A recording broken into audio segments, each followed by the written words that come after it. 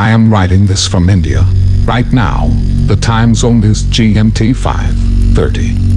This is the reason for the inconsistency of the time here from that at home, in the States. My husband and I began dating 5 years ago, when we were in the senior year of college. Both of us are 26 years old now, and have got stable jobs. We got married a little over a year ago, and have been living happily together. Jason, my husband, works as a journalist in a national newspaper, and I am an assistant professor at a state university. Jason is a struggling author who is inching towards the completion of his first novel.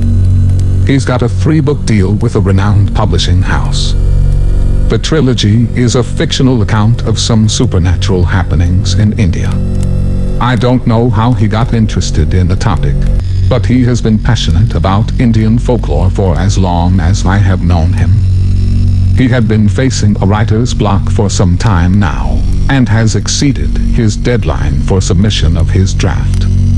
The publishers are understanding and have shifted the deadline for him. He needed some inspiration from the local surroundings and people in India. So he decided to visit the country for a few days. We thought that it was a great opportunity for us to spend some time together and travel. We love to travel and explore places. In fact, that is how we had become acquainted with each other, on a backpacking trip which the college had organized. We belonged to different majors. His was English and mine was psychology. Anyway, so we decided that both of us would go on a 2-week trip to India. We went to some of the major tourist spots, explored places, and even trekked. Towards the end of our trip, we decided to go to this place near Shimla. Now, Shimla is a hilly area, and a popular destination for vacations. We were not staying in the core of the city, but some miles away. Jason had booked a cottage there. No, it isn't one of those secluded cottages you see in the horror movies. Though such a thing would have provided great inspiration for Jason, we were sensible enough. Watching a huge load of thriller and horror movies has given us the common sense to be careful. The cottage we are staying at is not solitary. There are a chain of such separate housings along the forest line. Most of these are occupied, considering it is the winter break for everyone. This place provides us with the safety and facilities of a hotel, and also the required eeriness that Jason needs. We arrived here on Tuesday night, and right now, it is early evening on Thursday. That's just to give you a reference so as to understand the events I am going to mention further. We checked in at around 7 in the evening on Tuesday. We were supposed to reach there in the afternoon itself, but due to some car troubles, we got a bit late. Though I love road trips, they get a little tiring for me. So when we reached our cottage, all I wanted to do was cuddle up under the blanket and go to sleep. But Jason did not want to waste any time. He decided to go for a walk along the perimeter of this establishment of cottages, since it was recommended to go farther during the night. That wasn't because of any haunting, but rather due to the threat of goons and animals. Jason went out for a stroll and I got into the bed, flipping through a book that I'd bought at the airport. He had been gone for over half an hour and I had begun to feel hungry. I debated for a while whether to wait for him or order anyway. At around 8:30, I called room service and ordered sandwiches for both of us. 5 minutes after that, I heard a gentle knock on the door. I was in the bathroom when I heard it, and thought that it would be Jason, since the food could not get here that fast. I was in the middle of washing my face and hands and feet, so it was taking me a little long. I called out to tell them that I was coming, and asked who it was. There was silence, and then a louder knock. I was wondering if the walls were soundproof and whoever was outside couldn't hear me. But that was not possible. The walls in the cabin were made of wood. I reassured them that I was getting to the door, but they knocked again. This time, even louder, urgent. I dried myself up and stood at the bathroom door, staring at the door to the cottage 30 feet away from me. I was beginning to think that it was somebody from one of the neighboring cottages. Contemplating whether to open up the door, I remembered all the lessons they teach you as a kid. Don't open the door for strangers. Jason, is that you? I shouted out as loud as I could, so that there remained no doubt if the person outside heard me or not. A knock again, followed by a pause of 2 seconds, and then another knock. It was rhythmic now, but not as urgent as the previous knocks. It seemed as if a child was creating music out of the knocks, or was simply following a pattern for the fun of it. There are no windows near the door, so I couldn't look through it to see who it was. The rhythmic knocking continued for a minute, and then stopped all of a sudden. I began moving from my position towards the door, trying to hear anything from outside. I got near the door and put my ear on it. Nothing. Nobody was there. No knocks after that. All I could hear was a distant hum.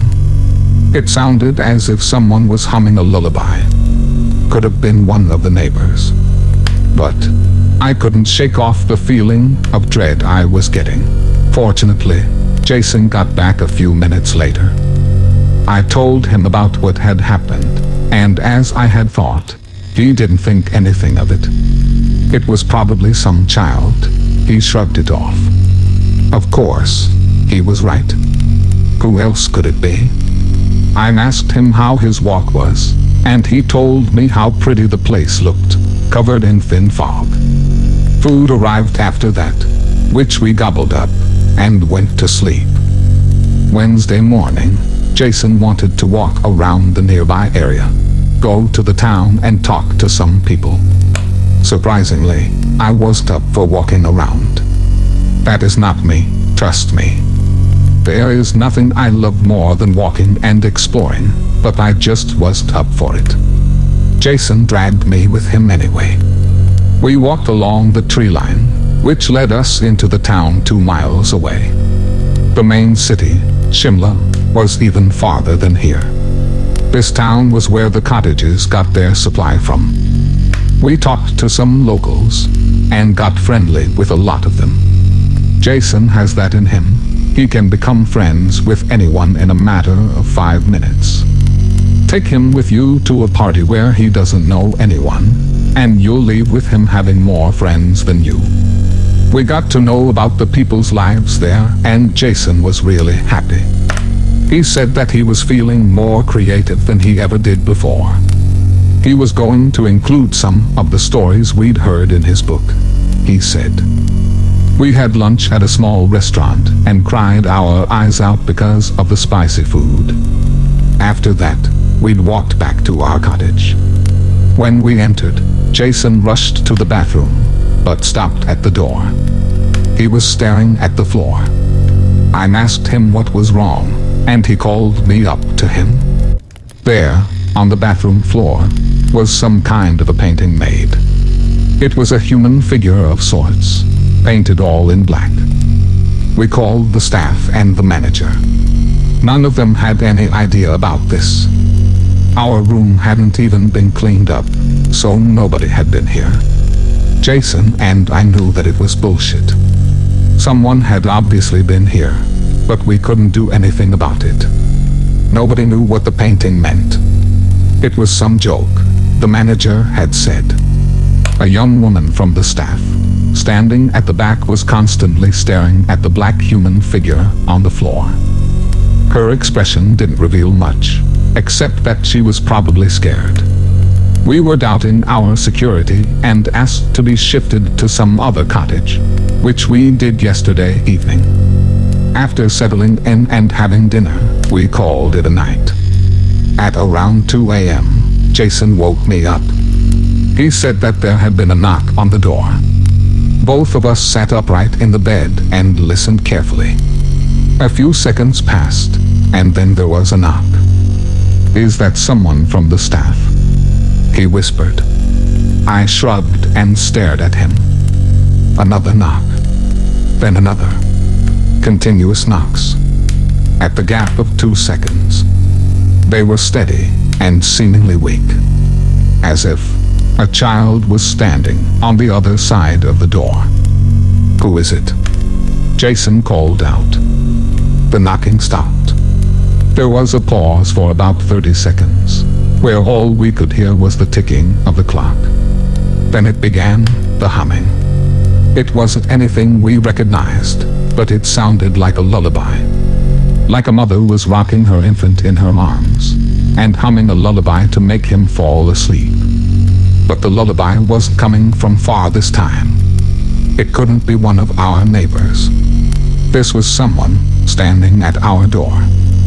There were a few words here and there in the song, but it was majorly in a language we did not understand.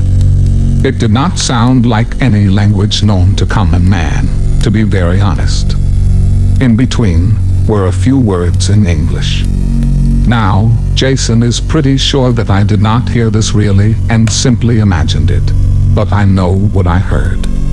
The voice outside said, "Jason, is that you?" Both of us were shit scared and did not get out of the bed. No matter who you are, how brave you are, when there is a woman humming at your door, you simply do not go and check. That is how you die in the movies.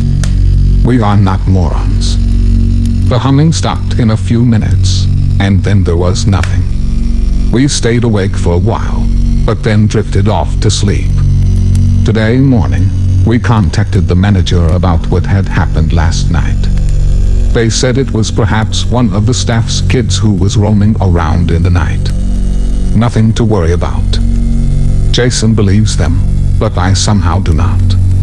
It's like he doesn't remember how scared he was last night, and was acting completely chilled in the morning. This seems more than a kid playing around to me. Or it could be some elaborate prank, I don't know. So I decided to investigate a bit. Jason went into town to get work done, while I stayed back. There isn't much I could find on the internet. All I could get to know was that the black human figure could probably be some tribal drawing. There aren't any tribes in this area though. I haven't come up with an explanation for the lullaby. I even went to talk to the young woman from the staff, who had appeared to be scared when she saw the human painting. She has gone into town apparently, and would be back by the night. But I am going to talk to the woman, just in case I get something out of her. She might know who it was, playing around with us. She might even be covering up for the child. I don't know why, but I think there could be something more to this. I will keep you updated in case anything else happens or if I gain any more knowledge. Update: the woman has not come back as of yet. I overheard some of the members of the staff talk about a boy who has been missing since last night. He is a kid of one of the staffs. Everyone has been looking for him since yesterday. I am wondering if this boy was the one knocking, or if he was anyhow connected to the creepy things.